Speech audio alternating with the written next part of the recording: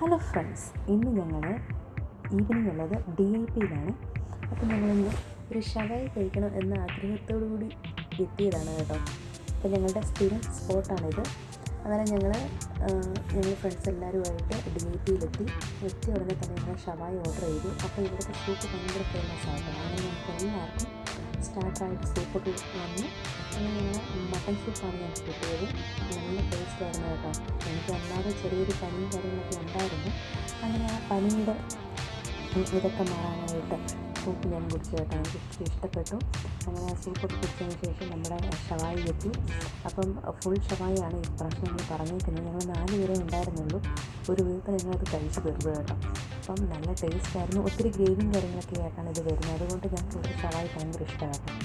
അങ്ങനെ ഇന്നത്തെ ഈവനിങ് ഞാൻ അടിച്ചു വിളിച്ച് അടുത്ത വീഡിയോ ഞങ്ങൾ വീണ്ടും വരും. അതുവരെ ബൈ, സീ യു.